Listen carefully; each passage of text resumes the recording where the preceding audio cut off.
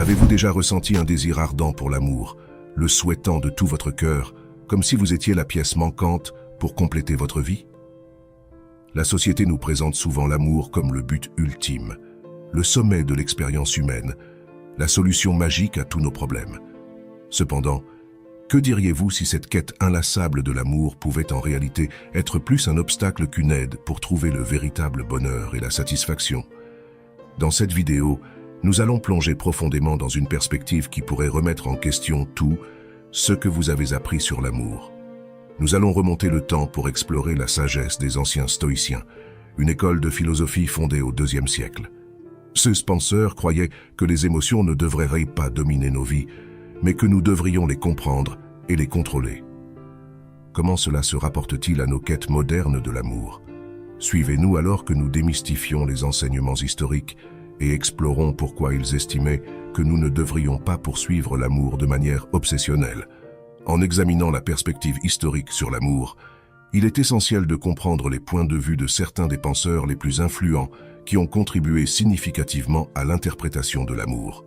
Épictète, un ancien esclave devenu philosophe, enseignait que notre tranquillité dépend de la distinction entre ce que nous pouvons contrôler et ce que nous ne pouvons pas. Bien que nous ne puissions pas contrôler si quelqu'un nous aime, nous avons le pouvoir de contrôler notre réaction à ses sentiments. De plus, Marc Aurèle, l'empereur romain et philosophe renommé, exprimait des sentiments similaires dans son célèbre ouvrage « Méditation ». Il soulignait l'importance de garder le contrôle sur nos émotions, en nous rappelant que nous avons le pouvoir de façonner nos perceptions et nos réponses. En résumé, les stoïciens et d'autres penseurs historiques nous rappellent que l'amour est une partie naturelle et nécessaire de la vie, mais il doit être modéré et contrôlé. Il ne doit pas devenir une obsession qui nous éloigne de la voie de la vertu et de la sagesse. Au cœur de la philosophie stoïcienne se trouve le concept de préférence indifférente. Cette philosophie considère certains aspects de la vie comme neutres, n'étant intrinsèquement ni bons ni mauvais.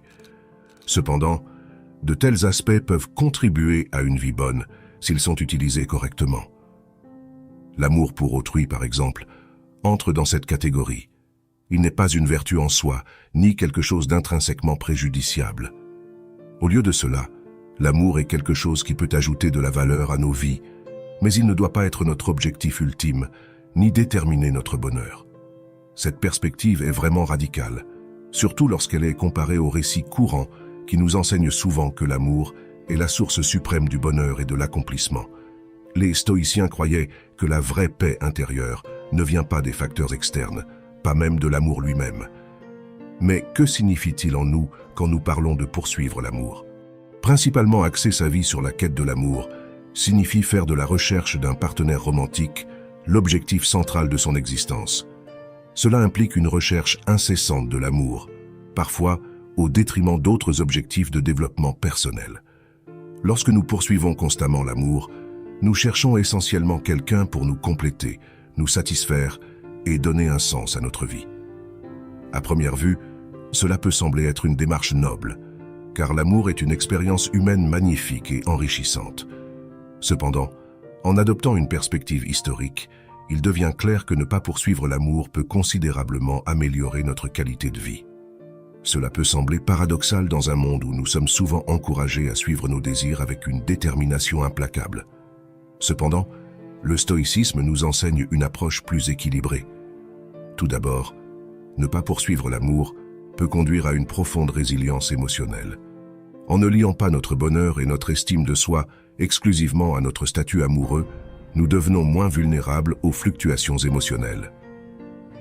En prenant du recul et en ne poursuivant pas l'amour avec autant d'intensité, nous pouvons établir un équilibre émotionnel qui reste stable indépendamment de la présence de l'amour dans nos vies.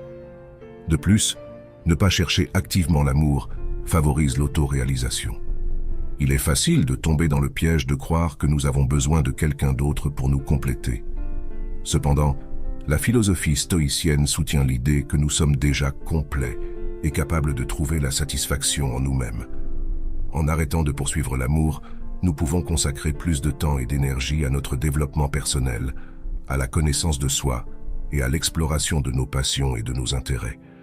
Cela nous aide à trouver une satisfaction interne qui nous rend plus autonomes et résilients. il ne s'agit pas d'éviter l'amour ou d'y être indifférent, mais plutôt de permettre à l'amour de venir à nous au moment et de la manière appropriée. La transition d'une mentalité de recherche constante vers l'autoréalisation n'est pas une tâche facile. Elle nécessite de l'introspection, de la patience et de l'engagement.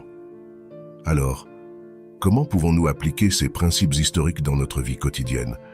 Voici quelques étapes pratiques que vous pouvez suivre. La conscience de soi débute par la reconnaissance de nos schémas émotionnels. Si vous trouvez que vous cherchez constamment la validation des autres ou que vous sautez d'une relation à l'autre par peur de rester seul, il est essentiel d'être honnête avec vous-même. La connaissance de soi constitue la première étape du changement. Au lieu de chercher l'amour à l'extérieur, commencez à le cultiver en vous-même. Prenez le temps de prendre soin de vos besoins émotionnels et physiques. Valorisez-vous et apprenez à apprécier qui vous êtes en tant qu'individu. Ces étapes peuvent aider à créer un équilibre émotionnel et à favoriser l'autoréalisation, permettant ainsi à l'amour de s'intégrer dans votre vie de manière plus saine et authentique. Pratiquez l'auto-soin, explorez vos centres d'intérêt et construisez une vie que vous adorez, que vous soyez en solo ou accompagné. Vous êtes déjà complet. L'acceptation de la solitude a toujours été historiquement valorisée, car elle offre de l'espace pour l'autodécouverte, la réflexion et la croissance personnelle. Prenez du temps pour être en votre propre compagnie et apprenez à apprécier votre propre présence. Dans une ère remplie d'applications de rencontres, il est facile de devenir obsédé par la quête de l'amour.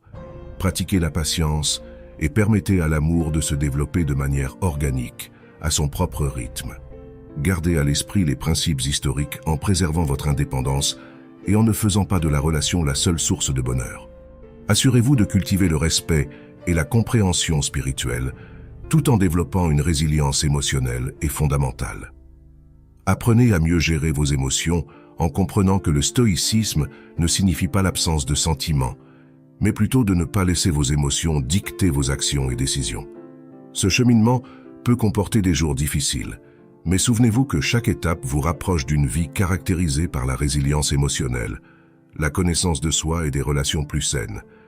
Les stoïciens nous ont enseigné à apprécier l'amour lorsqu'il est présent, à le laisser partir quand il ne l'est pas, et à maintenir notre paix intérieure et notre estime de soi, comme l'a souligné un philosophe renommé. Le véritable sérénité et tranquillité ne viennent pas de l'évitement des situations, mais de la maîtrise sur elles. Nous aspirons tous à devenir les maîtres de nos émotions et de nos vies. Nous vous remercions de nous avoir accompagnés dans ce voyage à travers le stoïcisme et sa perspective sur l'amour. Si cette vidéo vous a été utile, pensez à la soutenir en cliquant sur « J'aime » et en la partageant pour plus de contenu similaire. N'oubliez pas que l'amélioration personnelle est un voyage que nous entreprenons tous ensemble. À la prochaine.